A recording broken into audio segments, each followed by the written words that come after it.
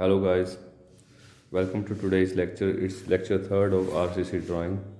So thus in this video we will learn about singly reinforced beams. So last lecture में हमने slab की drawing देखी थी, one way slab and two way slabs. In this slab we will learn about singly reinforced beams.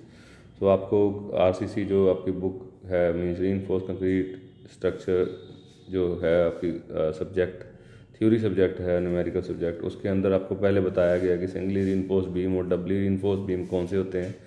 Singly जिनके अंदर tensile zone में सिर्फ वो होती है रीइंफोर्समेंट मींस ये जैसे न्यूट्रल एक्सिस है, और जिनके टेंसाइल जोन में होती है वो सिंगली रीइंफोर्स्ड बीम होते हैं, और जहाँ पे रीइंफोर्समेंट कंप्रेसिव जोन के अंदर भी होती है तो वो डबली रीइंफोर्स्ड बीम होते हैं। सो इसके अंदर हम आज ड्राइंग देखेंगे सिंगली रीइंफोर्स्ड बीम के बारे में, कैसे उसको ड्रॉ करना है। सो दस सबसे पहले जो बीम होते हैं एक बार फिर से बता दिया जाए कि जो बेंडिंग के अंदर यूज़ होते हैं। फ्लेक्चर और bending is usually observed in structural element like beams. Beams इसीलिए ही कंस्ट्रक्ट किए जाते हैं ताकि वो बेंडिंग को, जो स्ट्रक्चर की बेंडिंग है उनको ले सके, स्लैब की बेंडिंग। जैसे कि उसके अंदर टेंसाइल जोन के अंदर सरिया डाला जाता है सबसे पहले, तो वो अपनी बेंडिंग रेजिस्ट कर सकते हैं, क्योंकि जो स्टील होता है वो टेंशन के अंदर ज़्यादा स्ट्रॉन्ग होता है एज़ कम्पेयर टू कंप्रेशन। दस फ्लेक्चर जो होता है एक शेयर पैदा करता है जिसकी वजह से क्रैक आ जाते हैं, और हम इसलिए ही बीम का यूज़ करते हैं। बीम कौन कौन सी शेप के होते हैं? एक तो होते हैं रेक्टेंगुलर बीम्स और दूसरे होते हैं flanged beams. Flanged beams means T beams और एल बीम्स। इनका ये वाला फ्लैंज पोर्शन बाहर निकला होता है, एल बीम का भी फ्लैंज पोर्शन ऐसे, एल बीम इस प्रकार से होते हैं। सो इनका एक फ्लैंज होता है, ठीक है, और वेब होता है, ठीक है, ये वाला वेब होता है और ये वाला पार्ट फ्लैंज होता है। 10 रेक्टेंगुलर बीम्स होते हैं सिंगली और डबली। हम रेक्टेंगल की शेप में बीम को ड्रॉ करते हैं इस प्रकार से, ठीक है, और ये अब क्रॉस सेक्शन था, और अगर लेंथ वाइज देखें तो इस प्रकार से जो बीम है, ठीक है, ये वॉल्स के ऊपर सपोर्टेड होते हैं। So thus these are called rectangular beams. Next are singly reinforced beam. अब सिंगली और डबली में क्या अंतर है? सिंगली सबसे पहले क्या था कि RCC beams in which the steel reinforcement is provided only in tension zone are called singly reinforced beam. In case of simply supported beams, the tensile stresses are developed in bottom portion, which are mainly resisted by tensile reinforcement. जो singly reinforced beam के अंदर tensile stresses हैं, ये neutral axis है beam की, tensile stresses इस portion में develop होती हैं tension portion के अंदर। So thus यहाँ पर ही reinforcement provide की जाती है। Thus all the tensile forces are resisted by tensile reinforcement। assumption के अंदर हमने ये भी देखा था कि कंक्रीट की टेंसाइल फोर्सेस जीरो मानी थी। Concrete is strong in compression and weak in tension.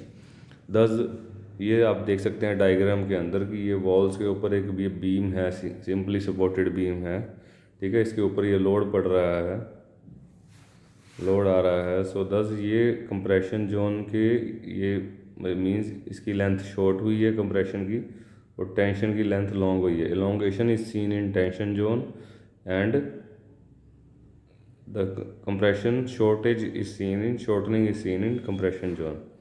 दस इसके आगे ये जो बीम का आपको क्रॉस सेक्शन दिखाया गया है, इसके अंदर ये जो बीम की ओवरऑल डेप्थ है कैपिटल डी, और ये है इफेक्टिव डेप्थ जो सरिये के मिडल से लेके बीम के ऊपर तक जहाँ, ठीक है। तो ये एंकर बार्स प्रोवाइडेड दिए गए हैं, ठीक है, सपोर्ट देने के लिए इसको, जो ये चारों ओर आपके स्टीरअप्स डाला गया है, इनको सपोर्ट देने के लिए ये वाले बार्स प्रोवाइड किए जाते हैं। 10 आप सिंगली रीइंफोर्स्ड बीम की ये डायग्राम देख सकते हैं। ये कंक्रीट कवर है, ये हमने अगर इफेक्टिव डेप्थ निकालनी है तो ये निकालना पड़ेगा उसमें से, ठीक है। स्टीरअप रिंग है, ये उनको सपोर्ट करने के लिए एंकर बार्स है, न्यूट्रल एक्सिस, ये टेंशन जोन है, ऊपर कंप्रेशन जोन है, ठीक है। ये आप समझ सकते हैं डायग्राम को। नेक्स्ट इज कि कैंटिलीवर बीम्स क्या होते हैं, ठीक है। कैंटिलीवर बीम्स, 10 कैंटिलीवर बीम्स के अंदर the beams which are supported at one end and free at the other end. ये बहुत इंपॉर्टेंट है कैंटिलीवर बीम्स के अंदर, ये वन एंड पे सपोर्टेड होते हैं। अगर ये वॉल है तो ये जो बीम है एक इस एंड के अंदर ये सपोर्टेड होंगे वॉल के अंदर, और दूसरे एंड में फ्री होंगे। सो 10 ये जो है ये कैंटिलीवर बीम कहलाते हैं, ठीक है। कैंटिलीवर बीम में When such beams are subjected to downward loads, means self weight भी उनका जो होता है डाउनवर्ड लोड की तरफ इशारा करता है, तो it bends downward with its convexity upwards. Means ये डाउनवर्ड बेंड हो जाता है और कन्वेक्स प्लेन अपवर्ड बनता है और कनकेव प्लेन नीचे। सो दस ये जो बीम है डाउनवर्ड बेंड होने के बाद लोड की वजह से एक डिफ्लेक्शन शो करता है नीचे की तरफ। दस इसके अंदर क्या है important points to be kept in mind. अगर जो आपने दूसरे बीम में देखा था जो वॉल में सिंपली सपोर्टेड बीम था, अगर तो उसके अंदर जो डिफ्लेक्शन है वो मिडल में नीचे की तरफ होती है, पर इसके अंदर ये साइड से कॉर्नर भी इसका डिफ्लेक्टेड होता है after application of the load. दस important point to be kept in mind for cantilever beam, आपको इसकी नॉलेज होनी चाहिए कैंटिलीवर बीम की। First is effective span. Effective span में क्या होता है, इसका जो क्लियर स्पैन होता है वही इफेक्टिव स्पैन होता है, पर उसके अंदर हम जो दूसरा सिंपली सपोर्टेड बीम है उसके अंदर अगर इफेक्टिव स्पैन लेना हो तो जो लोड बेयरिंग ऑन वॉल्स है उसका भी हाफ हम कैलकुलेट करते हैं। अगर बेयरिंग ऑन वॉल यहाँ तक है बीम की, यहाँ एंड तक, तो यहाँ से हाफ उसका हम कैलकुलेट करेंगे, तो वो उसका इफेक्टिव स्पैन होगा यहाँ से लेकर यहाँ तक, ठीक है, उसके हाफ तक। तो पर इसके अंदर अलग है, और जो इसका जो सिंपली सपोर्टेड का क्लियर स्पैन होगा वो इसके अंदर होगा क्लियर स्पैन। पर इस in other case in cantilever beam the effective span is equal to clear span, ठीक है। Width of cantilever is kept uniform throughout the length of beam. हम इसकी विड्थ कम ज़्यादा नहीं कर सकते, मीन्स ये टेपर्ड सेक्शन नहीं बन सकता, ठीक है। जो टेपर्ड सेक्शन होता है इस प्रकार से, ये टेपर्ड सेक्शन इसकी लेंथ एक तरफ से ज़्यादा होती है और एक तरफ से कम होती है। मीन इस प्रकार से भी, अगर इस प्रकार से बनाना है तो भी, और अगर इस प्रकार से जैसे बीम है, ये सारे टेपर्ड सेक्शन है, ठीक है।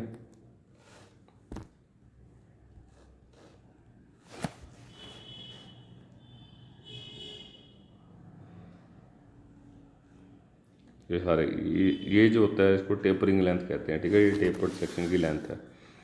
दस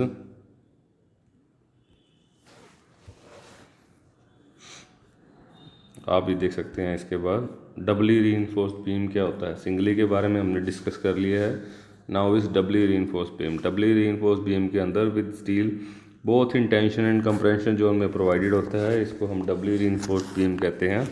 We have studied in previous chapter that singly reinforced section has limiting value of moment of resistance corresponding to value of steel reinforcement। हमने MU लिमिटिंग निकाला सिंगली का, ठीक है, और उसका जो मोमेंट ऑफ रेजिस्टेंस जो डबली का है वो ज़्यादा होता है अल्टीमेटली।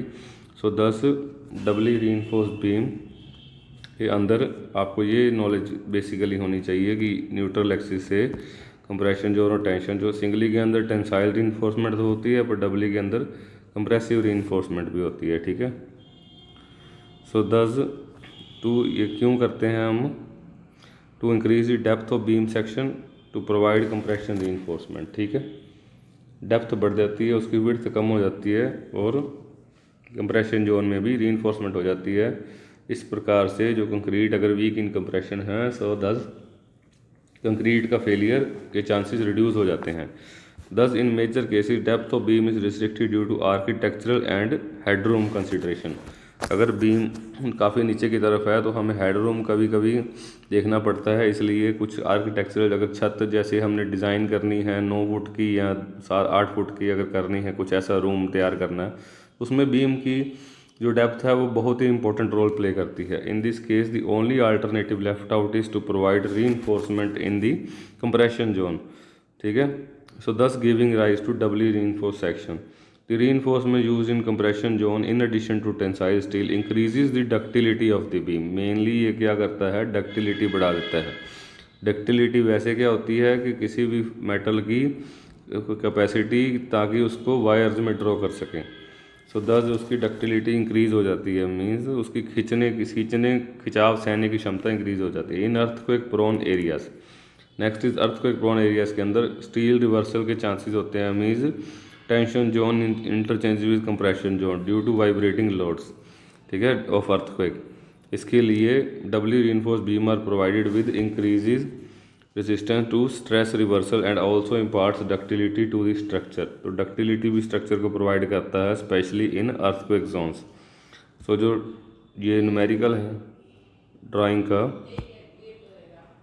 का न्यूमेरिकल है जो आपको है, draw L section and 2 cross section of a simply reinforced rectangular beam.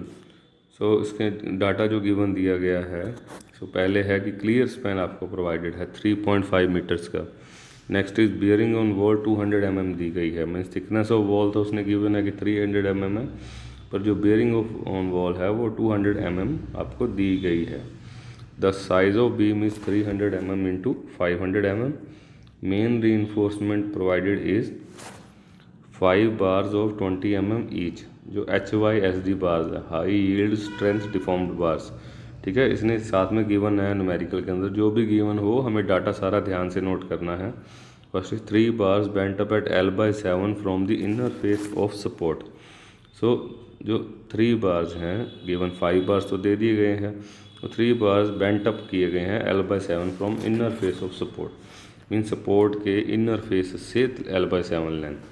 Means अगर हम ये आपका बीम है, अगर इसकी ये सपोर्ट है, ठीक है, तो inner face of length means इस फेस से, इस इनर फेस से L/7 डिस्टेंस पर ये जो है बेंट अप बार यूज़ किए गए हैं। ठीक है, 10 स्टीरअप्स 8 mm जो दिए गए हैं स्टीरअप्स आपको, 4 जो एंकर बार्स और ये मेन रीइंफोर्समेंट को होल्ड करने के लिए ये वाला जो सरिया है स्टीरअप उसको बांधने के लिए, डैट इज़ 8 mm 2 लेग्ड स्टीरअप। ठीक है, 2 लेग्ड मीन्स जब क्रॉस किया है तो ऐसे 2 लेग बनानी है। ठीक है, 2 leg stirrup at 200 mm center to center spacing.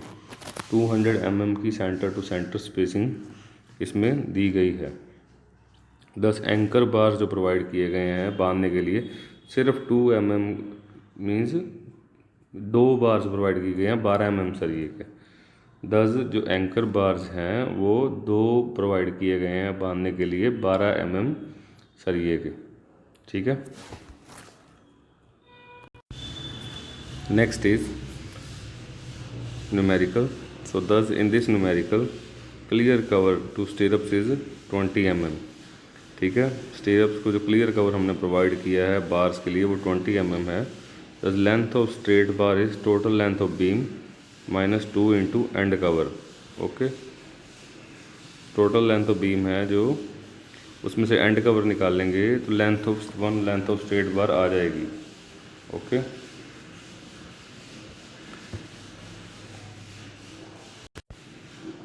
Next is, so total length of beam हमें कितनी की गिवन है, that is 3.5 meter. So 10 3.5 meter means 3500 mm। ठीक है, उसके बाद बेयरिंग ऑन वॉल कितनी है 200 mm।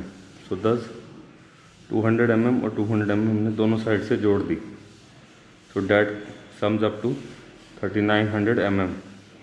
उसमें से एंड कवर 2 बार दोनों साइड से माइनस कर दिया, so that will be total 40 mm minus कर दिया मीन्स 3860 mm मीन्स 3.86 मीटर। सो आपने एग्जैक्ट मेजरमेंट mm के अंदर लेनी है, पर अपनी ड्राइंग शीट के ऊपर आपने ये सेंटीमीटर जितने भी ड्रॉ करने हैं उसके हिसाब से ही लेनी है। 10 length of anchor bar will be same as main straight bar. तो लेंथ जो है एंकर बार की, ठीक है, बिल्कुल सेम होगी जो एंकर बार मीन्स। आपको एक बार फिर से बता दिया जाए कि ये जो बीम की स्ट्रक्चर है, बीम है, इसके अंदर ये मेन बार्स हैं। ठीक है, अब ये वाले जो कॉर्नर पे सिर्फ बांधने के लिए बीम को, मीन्स ये जो स्टीरअप है सही तरह से बंध जाए चारों तरफ से मुड़कर, और यहाँ पर इसकी, ठीक है, बॉन्डिंग हो जाए लेग, ठीक है, 2 लेग्ड बार्स। सो 10 ये वाले जो एंकर बार्स हैं इसका आपको डाया गिवन है, ये इसका भी गिवन है, 20 mm के हैं ये बार्स। ठीक है, 5 हैं टोटल, सो 5 बार्स दिए गए हैं 20 mm के। और जो स्टीरप्स हैं ये वाले साइड वाले पर फिर से मीन्स ये जो बार्स को बांधने के लिए ये जो स्टीरप है ये वाला वो आपको दिया गया है 8 mm, ठीक है, 2 legged at 200 mm center to center, means 2 legged bar 8 mm के, ठीक है, 2 legged सेंटर टू सेंटर। और जो एंकर बार्स हैं वो आपको 12 mm के सिर्फ, ठीक है, 2 बार्स यूज़ होंगे क्योंकि हमें उसको बांधना है। वो एक्चुअली होते तो कंप्रेशन जोन के अंदर है, ठीक है, कुछ ना कुछ इफेक्ट डालते हैं इसकी स्ट्रेंथ के अंदर। 10 नेक्स्ट इज, अब एच क्या है, ठीक है, हाइट कितनी लेनी है हमने इनकी, मीन्स स्टीरप्स की और एंकर बार्स, ठीक है, हाइट कितनी लेनी है स्टीरप्स की, तो कितनी होगी डेप्थ ऑफ बीम, बीम की height h, depth of beam d, total depth overall depth कितनी गिवन है 300 mm टू 500, तो 500 ओवरऑल है, ओवरऑल d 500 mm गिवन है। 10 उसमें से 2 माइनस क्लियर कवर निकाल दिया, ठीक है, और 2 dia of bar of stirrup निकाल दिया, ठीक है, मीन्स हमने अब ओवरऑल डेप्थ से इफेक्टिव डेप्थ की तरफ आ रहे हैं, तो 2 into dia of bar of stirrup means 500 minus 2 into 20 40 निकाल दिया, उसके बाद 2 into dia of bar of stirrup 8 mm निकाल दिया, उसके बाद dia of bent up bar, bent up bar का डाया 20 रहेगा क्योंकि जो 20 वाले बार्स हैं उसी में से ही 3 बार्स जो हैं वो बेंटअप बार हैं, ठीक है। नेक्स्ट इज एच, फिर कितनी आ गई 424 mm।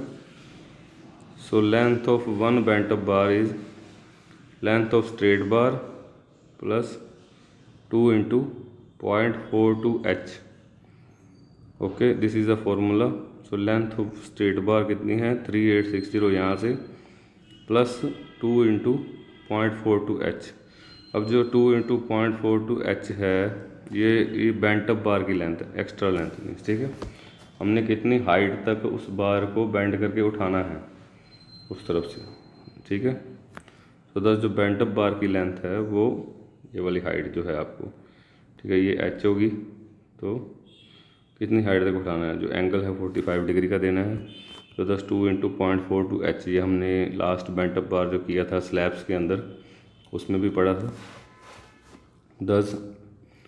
3860 length of straight bar plus 2 into point, दोनों तरफ से बेंड करना है ना, इस तरफ से भी और इस तरफ से भी। 10 ये 1 और 2 bars bend. Next is 3860 plus 2 into twice of 0.42 into 424 mm, तो आंसर आ गया 4216 mm मीन्स 4.23 मीटर, ओके। सो 10 हमें लेंथ ऑफ वन बेंटअप बार भी मिल गई, लेंथ ऑफ स्ट्रेट बार भी प्रोवाइडेड हो गई। नेक्स्ट इज, ये हम इसमें देख सकते हैं, अब एक ड्राइंग है बीम की, सैम्पल ड्राइंग जो हम रफ ड्राइंग में ड्रॉ करते हैं साइड पर। सो 10 एक बीम के अंदर ये उसकी ओवरऑल डेप्थ है, ठीक है, 500 mm। और अब नेक्स्ट इज़ ये 85 तक हमें ये लेग को इंक्रीज़ करना है, ये आप सबको पता होगा, स्लैब के अंदर भी ऐसे ही था, ठीक है, और बीम के अंदर जो हमने पढ़ा है उसके अंदर आरसीसी जो बुक है अपनी न्यूमेरिकल वाली उसके अंदर भी पढ़ा है 85 तक ही हमें लेग को इंक्रीज़ करना है, ठीक है। और जो ब्रेड्थ है बीम की विड्थ दी गई है 300 mm। Next is clear cover 20 mm हमने एज्यूम किया है, और उसके आगे x is equal to D minus 2 into clear cover minus 2 into diameter of stirrup bar, okay. So 2 into clear cover minus 2 into dia of stirrup bar, so 500 minus 2 into 20, total depth 500 minus उसमें clear cover minus कर दिया 2 बार, फिर diameter of stirrup बार, तो x कितनी आ गई 444 mm। तो ये वाली जो विड्थ है वो मीन्स इफेक्टिव डेप्थ या इंटरनल डेप्थ तो 4444 mm आ गई, ठीक है। वाई कितनी आएगी, जो इंटरनल विड्थ है, तो बी -2 इंटू दोनों तरफ से क्लियर कवर और दोनों तरफ से स्टीरअप बार, क्योंकि जो इस पिक्चर के अंदर जो ये साइडों पे है चारों तरफ जो स्टीरअप बार है उसकी भी ट्वाइस ऑफ विड्थ हमें माइनस करनी है। Next is Y is equal to 300 minus 2 into 20 minus 2 into 8, तो आंसर इज 244 mm। 10 उसके आगे 1 स्टीरअप की लेंथ अब कैसे आएगी, क्योंकि हमने तो इस तरह से बांधना है तो हमें एक्स वाई चाहिए था। स्टीरअप बार की लेंथ हमने पहले माइनस कर दी ताकि एग्जैक्ट स्टीरअप की लेंथ आ जाए।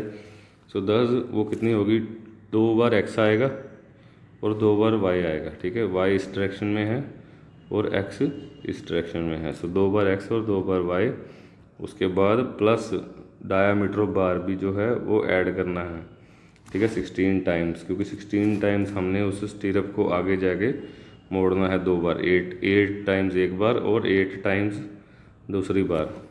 10 उसका आंसर आ जाएगा 2 इंटू 444 प्लस 244 ट्वाइस ऑफ, ठीक है, इनका sum plus 16 into 8। Okay, so 1504 mm इसका एग्जैक्ट आंसर आ जाएगा, means 1.50 meters. Next is number of stirrups. अब नंबर ऑफ स्टीरप्स कितने आएंगे, हमने किसी भी बार्स का नंबर निकालने के लिए एक बात ज़रूर नोट की थी कि centre two centres of bearing upon spacing +1। ये लास्ट टाइम हमने स्लैब्स के अंदर भी किया था और इसके अंदर बीम्स के अंदर भी जो नंबर ऑफ बार्स हैं वो ऐसे ही निकालने हैं जैसे हमने स्लैब्स के निकाले थे। Thus center to center of bearing means 3700 है, ठीक है, क्योंकि 3.6 तो उसकी है इंटरनल क्लियर स्पैन है। उसके बाद बेयरिंग 200 mm है, तो 200 mm का सेंटर 100 mm, ठीक है। 3.5 है क्लियर स्पैन, हम इसमें न्यूमेरिकल में दोबारा चेक करेंगे। 3.5 है क्लियर स्पैन मीन्स 3500, ठीक है। उसके बाद 200 mm बेयरिंग ऑन वॉल है, इसके अंदर क्लियरली देख लो 200 mm बेयरिंग ऑन वॉल है, तो इसका सेंटर 100 mm, ठीक है, और दूसरी तरफ वॉल का सेंटर 100 mm और बीच में जो है वो 3500 mm। So answer is 3500 plus 2 3700 mm जो है center to center of bearing लगा दिया। उसके बाद 200 mm उसकी स्पेसिंग है, ठीक है, +1, सो 19.5 इसका आंसर आ जाएगा। अप्रोक्सीमेटली 20 स्टीरअप बार आएंगे, 20 स्टीरअप बार, जिसमें से एक स्टीरअप बार की लेंथ कितनी है 1.5 मीटर अप्रोक्स, ठीक है। नेक्स्ट इज़ इसकी ड्राइंग। इसकी ड्राइंग हमें करते वक्त बहुत ध्यान से सारी डिमेंशंस को नोट करना है। जैसे कि हमें अभी 200 mm की अगर वॉल बनानी है तो हम इसको अप्रोक्सीमेटली 1 सेंटीमीटर भी दिखा सकते हैं और 2 सेंटीमीटर भी दिखा सकते हैं, ठीक है। इस पर आपकी जो ड्राइंग की क्लैरिटी वो डिपेंड करती है, उसके हिसाब से ही आपने जो ड्राइंग के नीचे स्केल देना है, ठीक है, कितना स्केल आप दोगे। उसके बाद एंड कवर जो है 20 mm का देना है, बिल्कुल माइनर सा दिखाना, शो करना है उसके ऊपर। उसके बाद जो ये लेंथ है क्लियर स्पैन आपको 3.5 मीटर का शो करना है। फिर उसमें से आधी जो है वॉल के ऊपर बेयरिंग है बीम की, आप देख सकते हैं, ठीक है। Next is number of stirrup bar आपने दिखाने हैं कितने आए हैं, ठीक है, एग्जैक्टली 20 बार्स आपने स्टीरअप बार्स दिखाने हैं, ठीक है। सो ऐसे जो स्टीरअप बार है इस वक्त क्रॉस सेक्शन में दिखेंगे, ये सारे के सारे ये टोटल एग्जैक्ट 20 बार्स हैं, ठीक है। नेक्स्ट इज़ आपने ये क्रॉस सेक्शन भी इसका ड्रॉ करना है, ये वाला एक्स क्रॉस सेक्शन जो गिवन है, तो अगर एक्स क्रॉस सेक्शन देखेंगे तो इस प्रकार से आपको क्रॉस सेक्शन दिखेगा। तो इसमें नीचे 5 बार्स हैं, 1 2 3 4 5, ठीक है, कॉर्नर्स के ऊपर आप देख सकते हैं। और उसके ऊपर 2 जो हैं 12 mm के एग्जैक्टली आपको वो एंकर बार्स प्रोवाइड किए गए हैं ताकि स्टीरअप को होल्ड कर सकें। ओके, सो नीचे वाले जो बार्स हैं वो 20 mm के हैं, ऊपर वाले 12 mm के, और जो स्टीरअप है 8 mm बार है, ठीक है। आपने स्टीरअप की डायमेंशन भी देनी है इस प्रकार से 8 mm 2 legged stirrups at 200 mm center to center spacing. अब 200 mm को आप, ठीक है, 1 सेंटीमीटर दूर या 2 सेंटीमीटर दूर दिखा सकते हो। अगर 1 सेंटीमीटर दूर दिखाना है ठीक है। तो 1/10 का स्केल यूज़ करना है। अगर 2 सेंटीमीटर तो 1/20, बिकॉज हमने अगर 1 सेंटीमीटर दिखाना है तो 1 सेंटीमीटर के अंदर 10 mm होते हैं, तो 10 mm के अकॉर्डिंग दिस 1 सेंटीमीटर, ओके। 1/10 और 20 का अप्रोक्सीमेटली आप 1/20 का ही स्केल यूज़ करो अगर आपको सारी शीट के अंदर ड्राइंग्स पूरी करनी है, 1/20 to 1/25। दस आप इस प्रकार से 520 mm बार जो है नीचे, इस अगर हम लेंथ वाइज सेक्शन में देखेंगे तो ये बार्स नहीं शो होंगे, ठीक है। ये 500 बार्स हैं, इसका एक ही साइड शो होगी, तो एक ही बार ड्रॉ किया गया है इसके अंदर। नीचे ऊपर भी एक ही शो होगा, जो 2 हैं ऊपर, तो साइडवेज एक ड्रॉ किया गया है, उसके अलॉन्ग स्टिरअप प्रोवाइड किए गए हैं। तो ये इफेक्टिव स्पैन भी आपने दिखाना है। हमने 3.7 मीटर निकाला था effective span. Now next comes the bar bending schedule. तो बार बेंडिंग स्केड्यूल के अंदर आपने दिखाना है एक एक बार कितनी लेंथ का है उसका, ठीक है, वेट कितना होगा।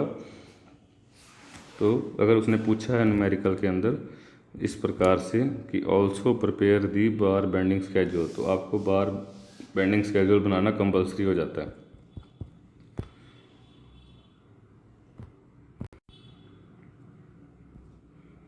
In this way the main बार, आप इसमें देख सकते हैं।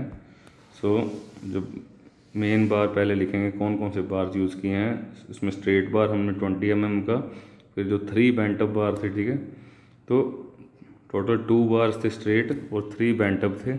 तो टोटल इसकी लेंथ कितनी आई थी 3860, 3.86 को 2, टोटल लेंथ कितनी आ जाएगी 7.72।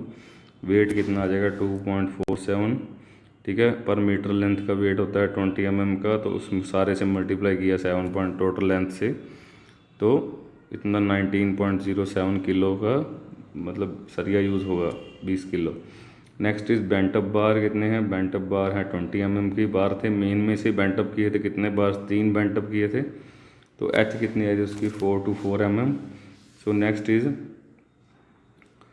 12.69 उसकी टोटल लेंथ आ जाएगी, दोनों को मल्टीप्लाई करके 4.23 और 3 को। उसका वेट कितना होता है 2.47 ही होता है 20 mm का पर kilogram weight per meter length.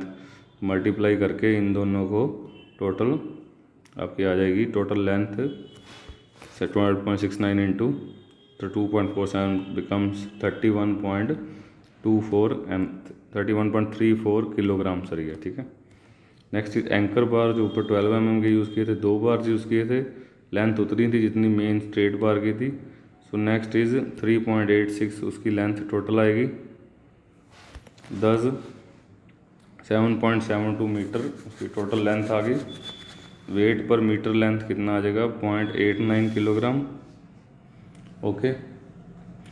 क्योंकि 12 mm बार का wait per meter length 0.89 fixed होता है, ठीक है। ये आप याद भी कर सकते हैं एग्जैक्टली। उसके बाद 6.87 जो है इसका टोटल वेट बन जाएगा। नेक्स्ट स्टीरअप्स 8 mm के यूज़ किए गए थे, 20 स्टीरअप्स यूज़ हुए थे, ठीक है। तो लेंथ कितनी एक स्टीरअप की 1.5 मीटर हमने निकाली थी न्यूमेरिकल के अंदर। सो 30 मीटर आप ये फिगर बना के शो भी कर सकते हैं स्टीरअप की। आपको बताया था 8 mm और 8 इंटू डाया मल्टीप्लाई होगा, तो 8 इंटू 8 64 mm तक ये 2 लेग्स जाएंगी, ठीक है। 444 इसका एक्स आया था, 244 इसका वाई आया था। तो आप ये ड्रॉ भी करके दिखा सकते हैं, ज़रूरी है, ठीक है। नेक्स्ट इज़ वेट, अगर पर मीटर लेंथ हम 8 mm का देखें तो 0.39 है, ठीक है। ये आपके सारे वेट जो हैं पर मीटर लेंथ ये आपके स्टील कोड में भी हैं, ठीक है। और आपको इस बार आरसीसी कोड अलाउड है 10, आपको ये याद करने पड़ेंगे। तो टोटल लेंथ जो है 30 मीटर यूज़ हुई है। अगर 1.5 को 20 के साथ मल्टीप्लाई किया तो 20 का 1.5 गुना 30। Next is weight per meter length कितना आया 0.39, ठीक है, kilogram per meter. So total weight is 11.7 kilogram, means 11.7 kilogram total weight. आप इसके नीचे लिख सकते हैं टोटल वेट कितना यूज़ होगा सरिये का 19.07 प्लस 31.34 प्लस 6.87 प्लस 11.7, ठीक है। सम्स अप टू टोटल, आप इसको कैलकुलेट करके इसका आंसर नीचे लिख सकते हैं कि कितने किलोग्राम सरिया यूज़ हुआ। टोटल लेंथ सरिये की ये वैलिड अलग अलग सरिया है इसलिए ये नहीं लिखेंगे, टोटल वेट लिख सकते हैं सरिये का। नेक्स्ट इज़ दिस वॉज, सो आज का ये जो लेक्चर था ये आपका design of singly reinforced beam के ही बारे में था। सो सो दस जो ड्राइंग है इसकी आप ध्यान से देख लीजिएगा, आप रिपीट कर सकते हैं, इसको दोबारा से देख सकते हैं, ठीक है। और पॉज करके आपको ना समझ आए तो दोबारा रिवाइंड भी कर सकते हैं, फिर पॉज करके किसी चीज़ का डायग्राम का स्क्रीनशॉट लेना तो वो भी ले सकते हैं। So thank you guys, that was all about the today's lecture. So thanks for the lecture.